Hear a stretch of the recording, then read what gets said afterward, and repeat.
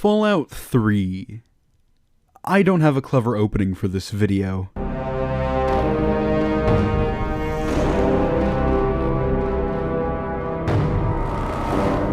Fallout 3 opens up in a vault, and it's disappointing. I can tell what they wanted to do with this opening. They wanted to make you care about Liam Neeson, or Dad, or what's his canonical name?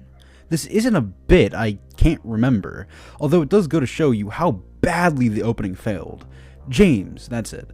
They wanted to make you care for Jonas and actually feel sad when he dies, or make you feel betrayed by the Overseer when he tries to kill you. How do I know this? On, I think, my 4th playthrough, I actually took the time to fully go through the vault and talk to everyone.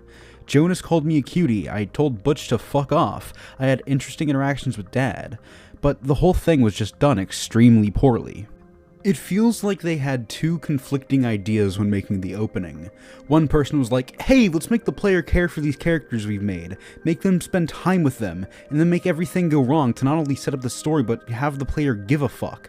Then someone else said, yeah, but we need to make it shorter, so that way people don't spend 7 hours of an open-world action RPG in a linear vault. So they met in the middle, and now we have Fallout 3's shitty excuse of an opening. Spoilers for Cyberpunk 2077. Wait, they spoiled it themselves in a trailer, what the fuck am I saying? I didn't watch any of the Cyberpunk trailers. How, you may ask? I don't know, the last 3 years were a fucking blur. And before that, I didn't care about RPGs, I was too busy playing GTA 5 and Minecraft to care. What a strange collection of games for a child to play. No wonder Gen Z is fucked. I got Cyberpunk exactly 20 days after it released and somehow managed to avoid spoilers in that time. Looking back on it, it was probably because I was sick out of my fucking mind with COVID and too busy dying to look at Twitter. The first 3 to 5 hours of Cyberpunk were great! I was immersed in this beautiful world with well-written characters and nice quest structure. I felt like I was really getting to know Jackie, one of the first people you meet. Hell, I had spent hours with him, of course I know him. Then he just fucking died. Bye-bye, going to heaven now. See you later, fucko. His death hit me hard, man. I mean, he felt like a friend. I ain't gonna lie, I shed a fucking tear. Now go back to Fallout 3. I felt nothing when Jonas died. Oh, that guy I spent all of 5 minutes with dead? Cool, I'm gonna go kill some massive cockroaches now. See ya! Leaving the vault is great. Not because you spent the last 20 minutes to an hour wanting to move on from it, although that may help, but your character's eyes adjust to the outside world, seeing natural light for the first time. It's something akin to the opening of Fallout 1, and I love it. And, at least as an American who has grown up in America, learning about American history all my life, seeing DC in shambles is crazy. And with North Korea reportedly testing nuclear missiles again, this may one day be a reality. The game subtly leads you down to the nearest town, Megaton, and this town looks like something that would arise in a post-apocalyptic society. Yeah, there's a bomb in the middle of it, but there's water. And while it may be irradiated, there's a doctor who can cure rads. That may not be realistic, but it's the sad reality for the people of Megaton. They have to live with it or chance dying out in the wasteland as some mutated monster or group of raiders, or hell, even just dehydrating out there in the desolate, lonely wasteland. Well, that's depressing. This town is also proof that Bethesda needs better level designers. Look at this. What is this? Where do I go? What do I do? What do I do, Todd? It took me like 40 minutes to traverse this place on my first playthrough. I know where I need to go most of the time now, but if you told me to find that one guy who gives you the quest to fix the water pipes, I couldn't. I fucking couldn't. Although, Megaton is a really cool town filled with really interesting characters. Let's talk to this guy, he looks like he's seen some shit. Hi, Jericho. Oh, it looks like he can be a companion. Let's see if he wants to tag along. Now I've heard about you.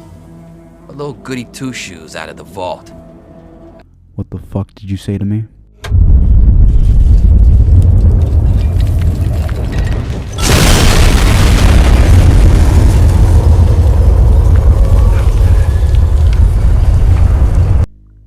I just permanently killed multiple quest givers, doctors and shopkeepers, and completely fucked the main story. There's no game over screen, no pop-up asking if I want to reload a checkpoint. The game is going to make me live with this decision. Hell, following in his footsteps literally updated to say, continue the search for your dad. People say this is a bad quest. Do you kill a bunch of innocent people for no reason, or do you not? People say there's no reason to do it unless you want to roleplay as a bad guy. But that's exactly the fucking point. It's a role-playing opportunity. My character just killed a town full of innocent people out of spite. That is not something I would ever do, but I could see a fucked individual doing. And I am role-playing as said fucked individual. Although I do see where some people are coming from, especially after replaying New Vegas. Some people want more morally ambiguous questions with options that really make you think. A good example of a quest like that is Oasis. Harold is a mutant from Fallout 1 and 2 who has a tree growing in his head. He somehow got all the way from California to Washington, D.C., where that tree growing in his head took over his entire body and literally rooted him to the ground. When you meet Harold in Fallout 3, he requests that you kill him. He can't take his own life because he's literally rooted to the fucking floor. So the question is, do you kill him and stop his suffering, yet negatively impact the lives of those around him? Or keep him alive, but keep the people around him happy? Two different people could have different answers and both have valid and convincing arguments for their answers. It sucks that there are only a few quests like this in Fallout 3. Hell, even in the main story, your choices don't matter. In the second to last main quest of the game, someone from the Enclave gives you a vial of modified FEV. If you don't know what FEV is, it's basically like mutagen from TNMT, same premise, just different name. The person who gives it to you tells you to put it in the water supply. Doing so will kill every single mutated creature that drinks the water. Yet you don't get to see this play out, as if you put the FEV in the water supply, you do so in the last quest, and after that quest ends, the game ends. You can't play in that save file anymore. You can't continue. The reason I liked the fact that you could blow up Megaton so much is because you had to live with those decisions. There was no going back. But that last decision doesn't fucking matter, because you can't keep playing. That is, unless you slip Todd a $5 and buy the Broken Steel DLC. Fuck it, I own Broken Steel! Let's poison the water and see if I still see mutated creatures. There!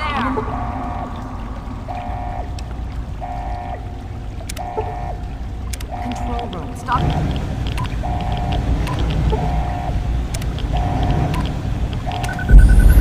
Sadly, when selected by the sinister president to be his instrument of annihilation, the Wanderer agreed. Humanity would be preserved, but only in its purest form.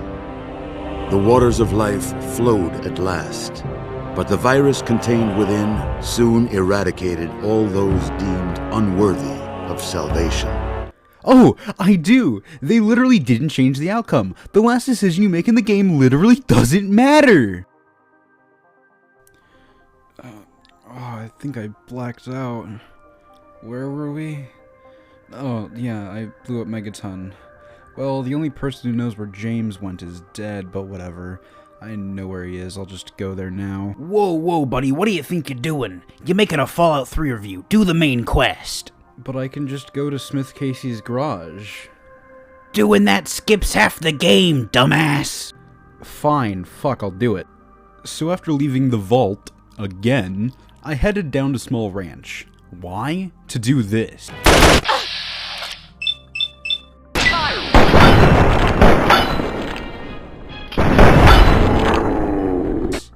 Why did you just kill her? Because I needed her fucking caps. After that, I head up to Moriarty and Megaton. Thankfully, I know where the fuck to go. I still hate the layout of this place. Give the Irish fucker 100 caps, and he tells me where Daddy is.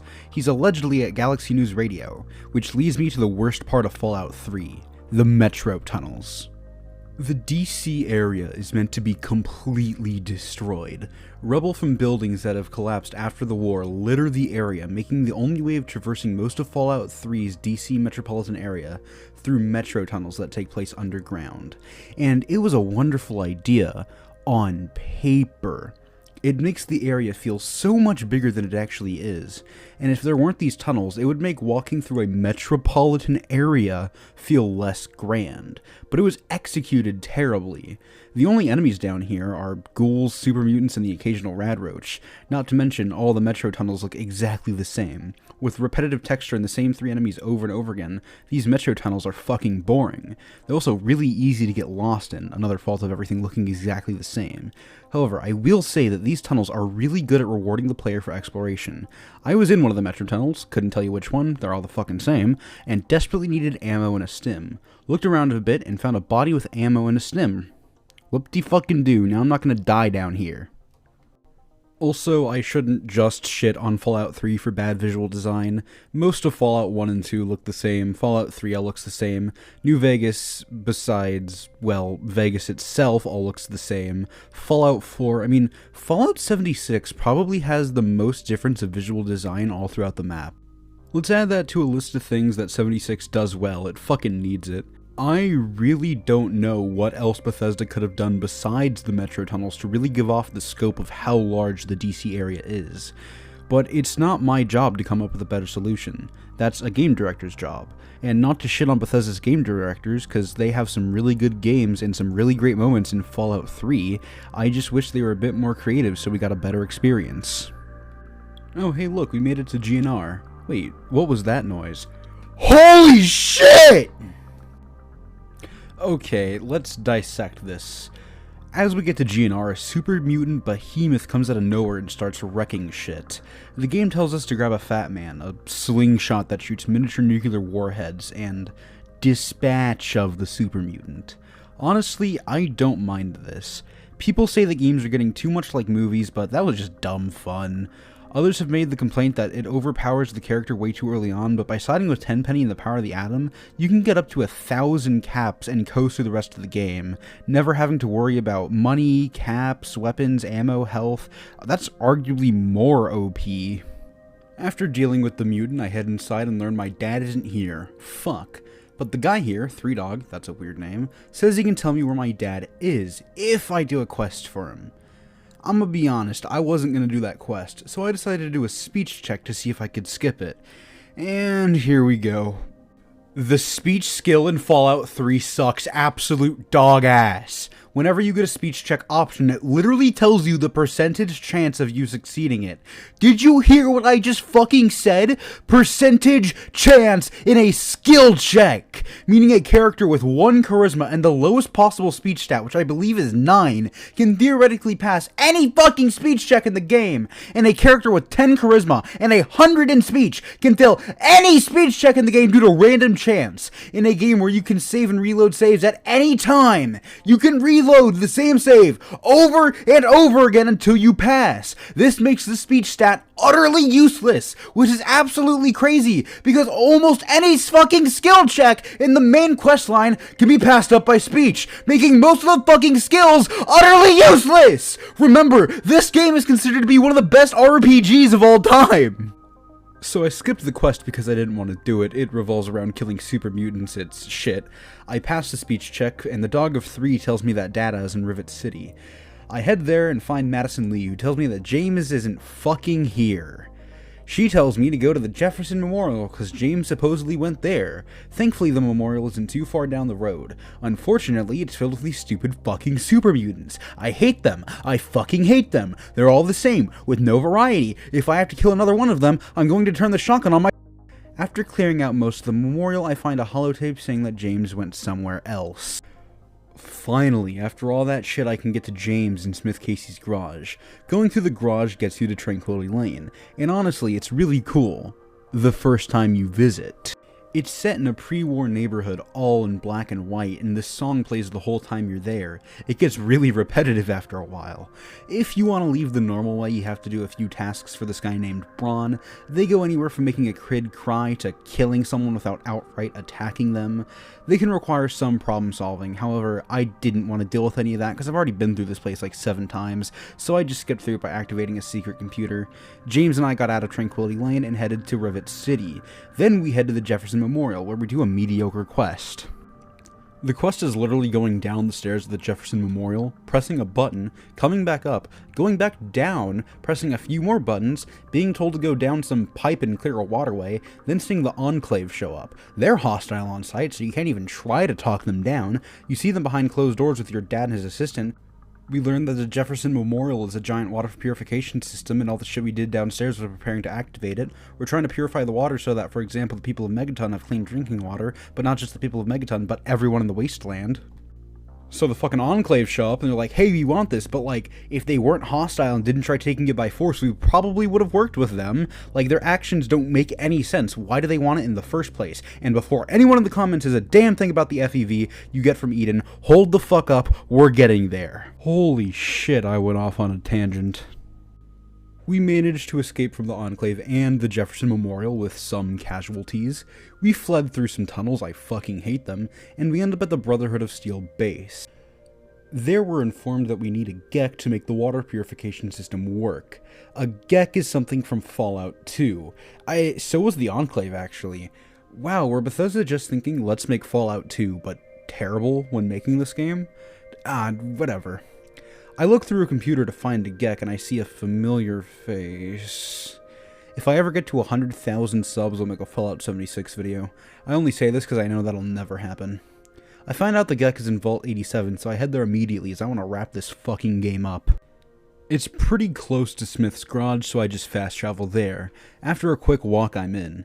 I'm gonna skip all that little lamplight bullshit because I used the Child at Heart perk to get in. Once again, you're fighting super mutants in an enclosed space. Could Bethesda really not think of anything else? After a little bit, you find an intelligent mutant who helps you. We free him, and in turn, he helps us retrieve the GECK. The area that the GECK is in is completely flooded in radiation, so it would kill us in seconds if we tried to get it ourselves. He takes a while to get it for us, but whatever. And as we're leaving, the Enclave kidnaps us. How the fuck did they even know we were there? When you wake up, someone is holding a gun at you asking what the code to activate the water purifier is. And you can actually fucking tell him. I was pleasantly surprised when I saw this as an option. I thought, yo, cool, this could be like a bad ending or something. Nope, he just uses it to activate the purifier, then kills you. No end credits, no bad ending, the game just reloads to before the conversation and he's holding the gun to you again. Basically, you tell him to fuck off a few times and the president frees you. The President of the United States of America frees you. Yeah, so the Enclave is just US government remnants, and like most governments, they are horribly corrupt. After the president frees you, he tells you to come talk to him. Turns out he's actually a robot. Cool. He tells you that he wants you to personally put a modified FEV in the water that will kill all mutated creatures. The Enclave didn't have this in mind, they just wanted the water purifier. If they did, they would have just done it themselves. So why do they want the fucking water purifier? Just so it has an Enclave sticker on it? The Enclave's actions make no sense. I can understand where the president is coming from, wanting a clean slate, although I don't agree, and he kept that to himself. So why did they want the water purifier? What is the Enclave's motivations? I convinced, in 3 sentences, the President of the United States of America to kill himself. I think John Wilkes Booth had a harder fucking time than me. Bethesda characters are so fucking one-dimensional, it hurts. I escaped the Enclave and got myself back to the Brotherhood of Steel base, and now it's time to finish this fucking game. In the last little bit of the game, you follow this buggy fucking robot and he gets stuck all the time. Why do they let an NPC lead the last quest in 2008? It doesn't fucking work half the time. Everything in this game was done so poorly. The enemy, the speech system, half of the main fucking quests, the skills, everything's repetitive and boring and I fucking hate it. With quests like Oasis, I know Bethesda could have done better. And it fucking hurts! This game sucks!